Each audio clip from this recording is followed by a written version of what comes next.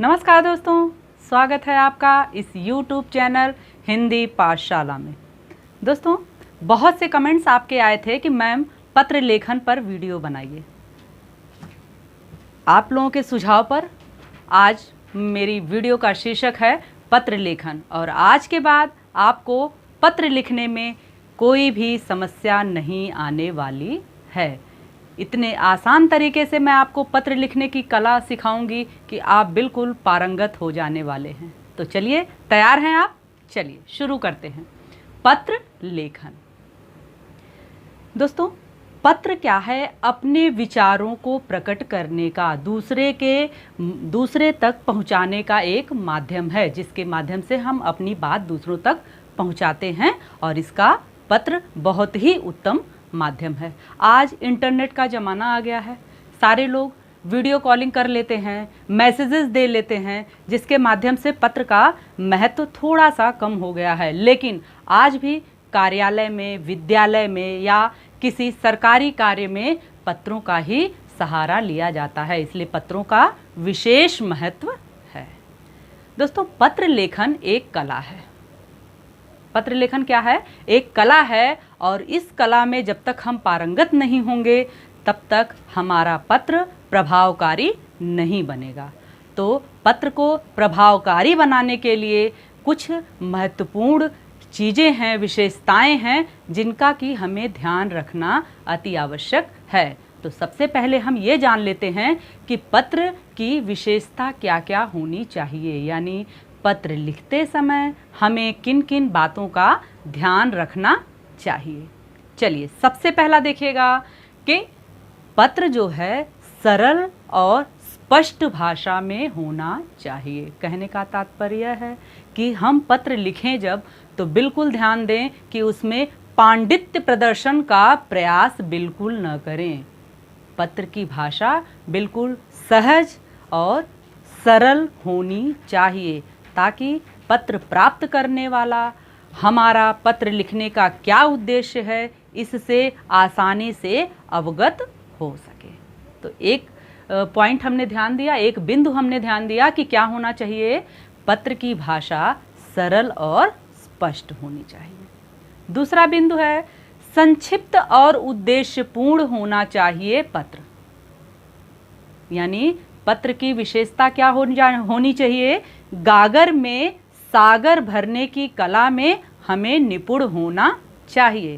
कहने का तात्पर्य है कि पत्र में थोड़े से शब्दों में ज़्यादा कुछ अभिव्यक्त करने की क्षमता होनी चाहिए। यह ध्यान देना चाहिए, क्योंकि अनावश्यक यदि पत्र को हम बड़ा कर देते हैं तो पत्र हमारा उबाऊ हो जाता है। तो इस बात का भी हमें ध्यान रखना चाहिए। अब आते हैं तीसरे बिंदु पे। आकर्षक और प्रभावशाली होना पत्र का अत्यंत आवश्यक है। यानी हमारा पत्र आकर्षक और प्रभावशाली भी होना चाहिए। कैसे? देखिएगा, पत्र में अनावश्यक बातों का समावेश न किया जाए। पत्र की जो भाषा हो बिल्कुल सहज हो, सरल हो। पत्र में ज़्यादा कटपिट नहीं होना चाहिए, यानी साफ और सुथरा होना चाहिए। साफ सुथरा रहेगा, लेखन स्वच्छ और स्पष्ट रहेगा, तो पत्र पढ़ने वाला बिल्कुल प्रसन्न मन से पत्र को पढ़ सकता है। तो आपने देखा कि पत्र को आकर्षक होना और प्रभावशाली होना भी अत्यंत आवश्यक है। आते हैं अपने चौथे बिंदु पर कि क्या विशेषता है, और चौथी विशेषता क्या है पत्र की? तो पत्र पूर्ण रूप से मौलिक होना चाहिए और पूर्णता को धारण किए होना चाहिए। यानी पत्र पूर्ण और मौलिक होना चाहिए। इसका क्या तात्पर्य है? यानी पत्र में जिस उद्देश्य से आप पत्र लिख रहे हैं, उस उद्देश्य को पूरा करना चाहिए। यानी पत्र लिखते समय आपको यह बिल्कुल ध्यान देना है कि आप किस कारण से पत्र लिख रहे हैं।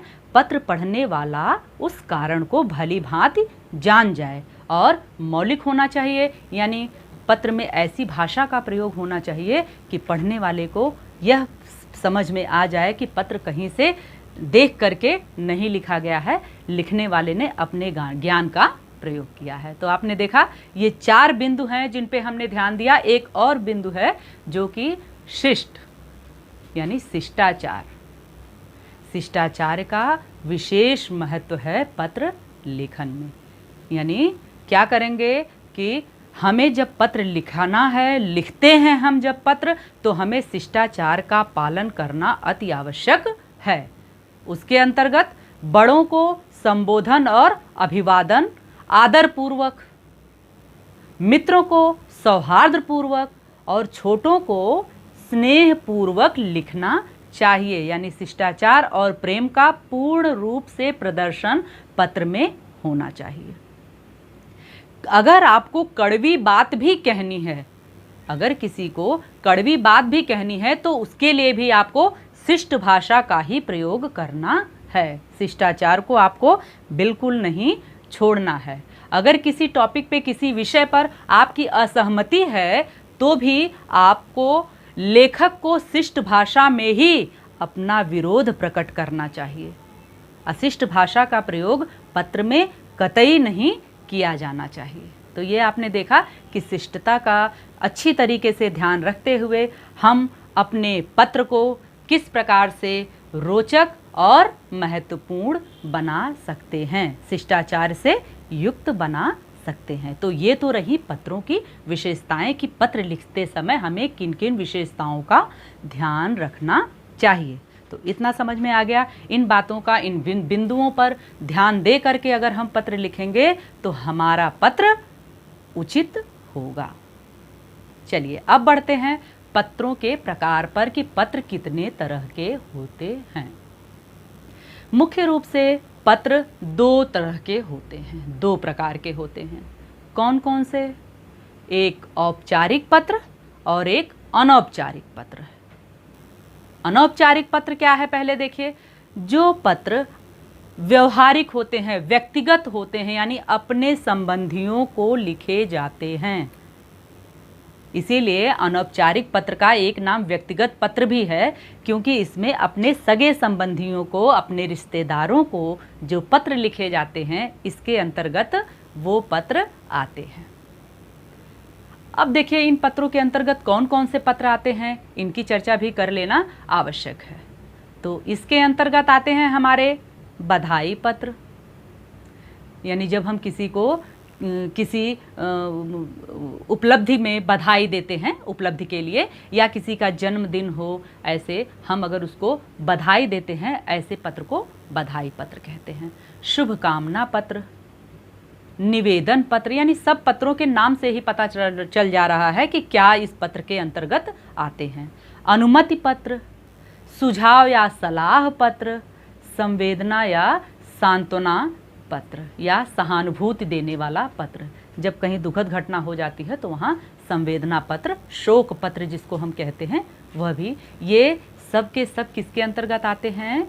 अनौपचारिक पत्रों के अंतर्गत ये सभी पत्र आते हैं।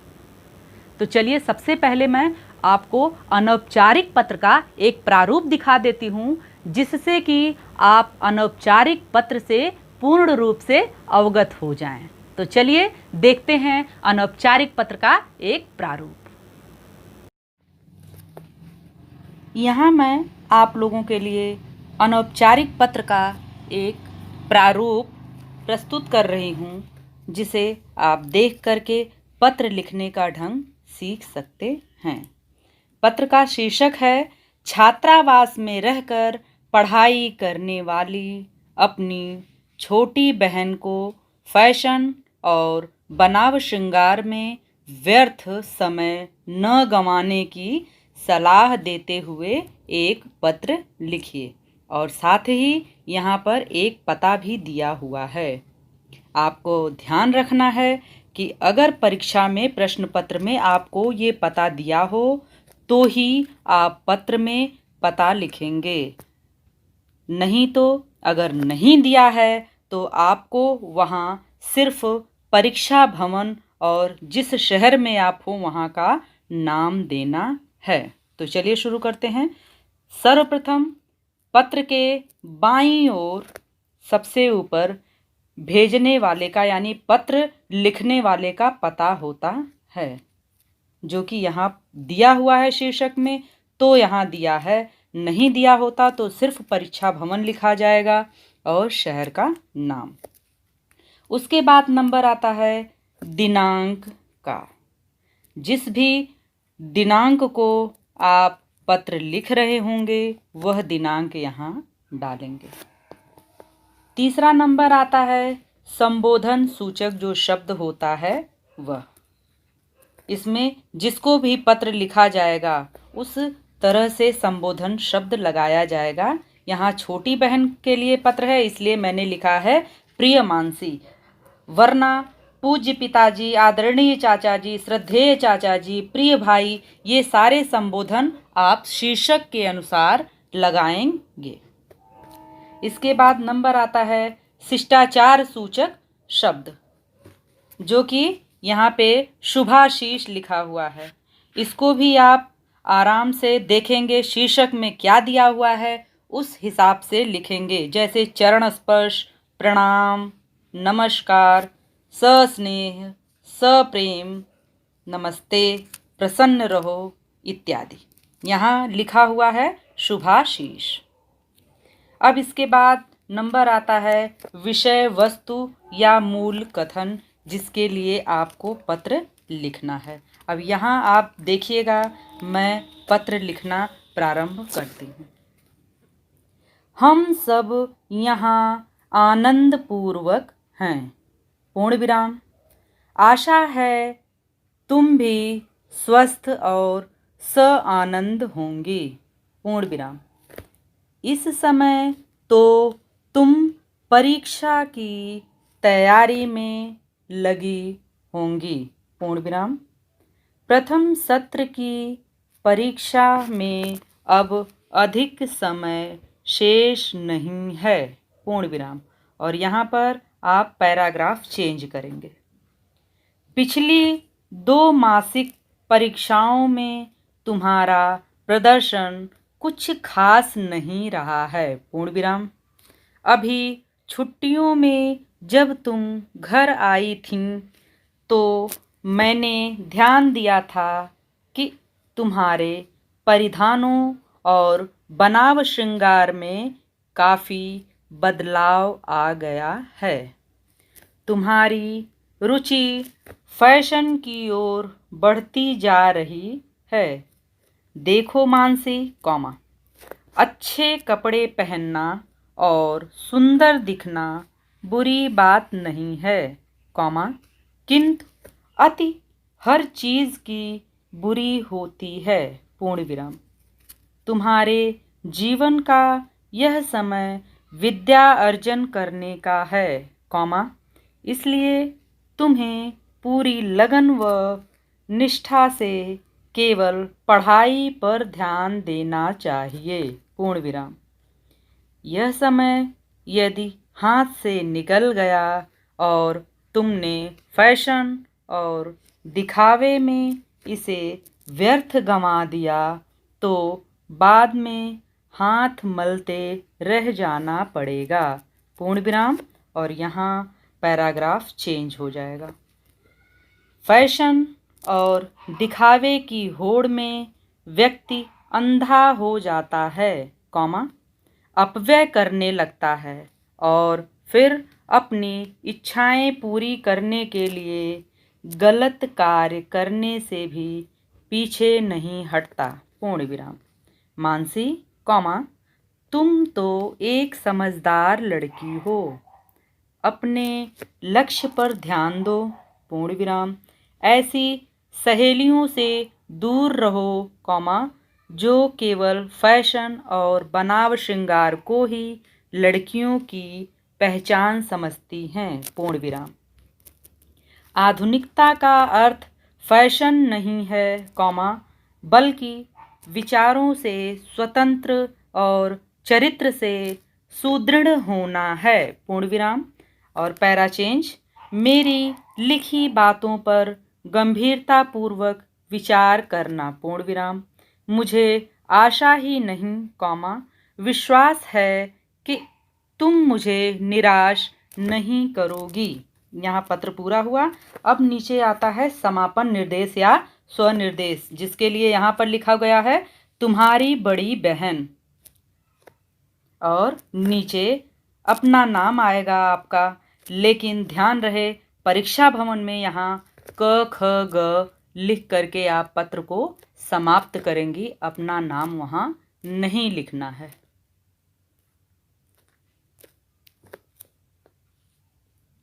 तो जैसा आप लोगों ने देखा कि इस पत्र में एक बड़ी बहन अपनी छोटी बहन को फैशन न करने की सलाह दे रही है।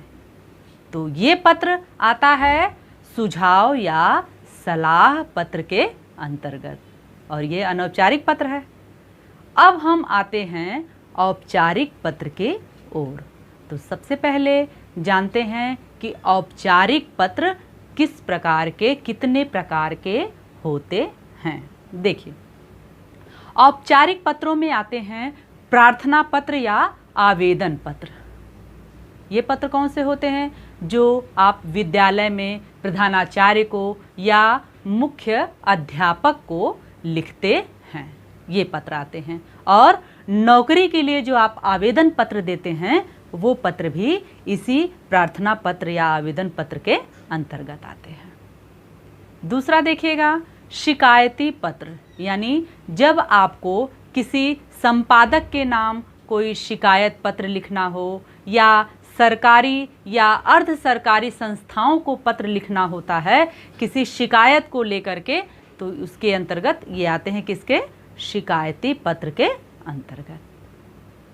तीसरा प्रकार है व्यावसायिक पत्र, यानी किसी व्यवसाय से संबंधित जो आप पत्र लिखते हैं, वह पत्र व्यावसायिक पत्र के अंतर्गत आता है। और चौथा और अंतिम प्रकार है सरकारी पत्र, यानी किसी सरकारी काम के लिए, कामकाज में जो पत्र लिखा जाता है उसे सरकारी पत्र कहते हैं। तो अब हम देखते हैं एक औपचारिक पत्र का प्रारूप और सीखते हैं कि औपचारिक पत्र किस प्रकार से लिखे जाते हैं। चलिए, तो अब आप लोगों के समक्ष औपचारिक पत्र का एक प्रारूप प्रस्तुत है। पत्र का शीर्षक है विद्यालय छोड़ने का प्रमाण पत्र लेने के लिए प्रधानाचार्य को पत्र। अब देखिएगा कि इस पत्र के लिखने के लिए किन किन बिंदुओं पर विशेष ध्यान देना है। तो सबसे पहला बिंदु है शीर्ष, यानी पत्र के ऊपरी भाग में सबसे पहले बाईं ओर भेजने वाले का पता लिखा जाएगा। और आपको परीक्षा में अगर पत्र लिखने को आता है तो आप वहाँ परीक्षा भवन लिखेंगे और उसके बाद उस शहर का नाम लिखेंगे। जैसे यहाँ पर देखिए, परीक्षा भवन नई दिल्ली लिखा हुआ है। दूसरा बिंदु आता है पत्र प्राप्त करने वाले का संक्षिप्त पता। जैसे आपने प्रधानाचार्य को लिखा है तो ऊपर लिखेंगे प्रधानाचार्य, स्कूल का नाम लिखेंगे जिस विद्यालय के लिए आप लिख रहे हैं, और शहर का नाम। यहाँ देखिए, विद्यालय का नाम मैंने मेंशन नहीं किया है, आप अपने विद्यालय का नाम यहाँ लिखेंगे और उसके बाद जिस शहर के लिए लिख रहे हैं उस शहर का नाम, यहाँ मैंने नई दिल्ली लिखा है। और ध्यान देंगे कि यह 3 चरण में होना चाहिए। सबसे पहले प्रधानाचार्य, उसके बाद विद्यालय का नाम और उसके बाद शहर का नाम। इसके बाद नंबर आता है विषय का। औपचारिक पत्रों में विषय का विशेष महत्व होता है, क्योंकि इसके माध्यम से ही हम यह जान पाते हैं कि पूरा पत्र पढ़ने से पहले ही यह जान लेते हैं कि किस संदर्भ में यह पत्र लिखा गया है। तो नंबर आता है विषय का, जिसमें यहाँ लिखा हुआ है मैंने, विद्यालय छोड़ने का प्रमाण पत्र दिए जाने के संबंध में, पूर्ण विराम। अब इसके बाद तीसरा नंबर आता है संबोधन का, जो कि यहाँ पर लिखा है महोदय। इसके स्थान पर स्त्री के लिए है तो महोदया, मान्यवर किसी पुरुष के लिए है तो श्रीमान आदि संबोधन आप लिख सकते हैं। अब आता है नंबर चौथा, पत्र का कलेवर, यानी पत्र का यह सबसे मुख्य भाग होता है और इसमें 3 भाग होते हैं। कौन कौन से? सबसे पहला होता है प्रारंभ, यानी पत्र जहाँ से शुरू किया जाता है। इसके अंतर्गत क्या है, ध्यान देने वाली बातें, अगर आप पत्र पहली बार लिख रहे हैं तो प्रारंभिक वाक्य जो होगा वह परिचयात्मक होगा। और दूसरी बात ध्यान देने योग्य है, यदि किसी पत्र के उत्तर में लिखा जा रहा है तो पहले पत्र की संख्या, तिथि, विषय आदि का भी वर्णन पत्र में किया जाएगा। तो देखिएगा कि कैसे शुरू करते हैं। सूचनार्थ निवेदन है कि मैं आपके विद्यालय का छात्र हूँ तथा 9वीं कक्षा उत्तीर्ण करके 10वीं में आया हूँ, पूर्ण विराम। मेरे पिताजी केंद्र सरकार के कर्मचारी हैं। उनका स्थानांतरण शिलोंग हो गया है, पूर्ण विराम। मेरा परिवार अगले माह शिलोंग शिफ्ट कर रहा है।